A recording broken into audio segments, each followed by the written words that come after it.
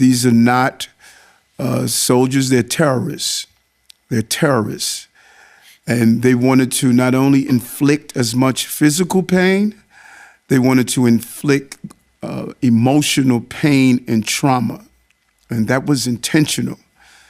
And I just think anyone who celebrates this, who align themselves with this, need to do some real soul searching. Because no matter what our opinions are, there are lines that you just don't cross. You just don't cross. We're tracking all social media. Our intel's tracking any threats. There are no threats, and we'll be out there today. Tomorrow we'll keep this going, the same posture we're taking, and so far it's been working for us. So the city and the police department responded well to this. Don't underestimate lone wolves.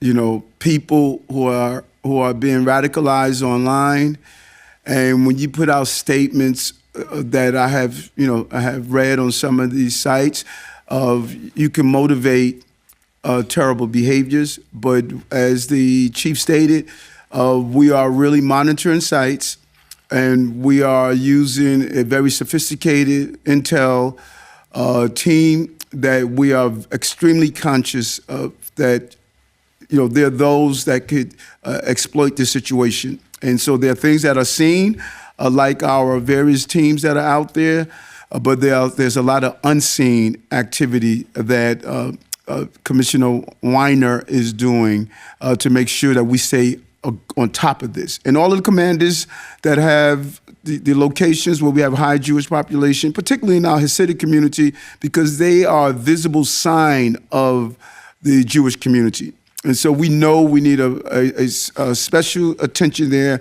Williamsburg, Borough Park, Rockaway, Flatbush area. We are very conscious of this, and the police department is excellent at doing this. How are you ramping up security? What should New Yorkers be looking for?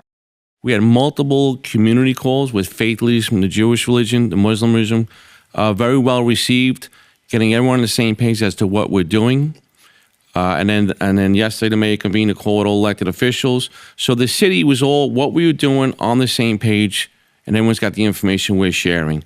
Like I said, we're going to continue that posture with multiple layers of security for different types of religious institutions, whether it be the cops standing in front of the church, whether it be safe corridors, turret lights on, late shift perimeter searches of some of the key institutions.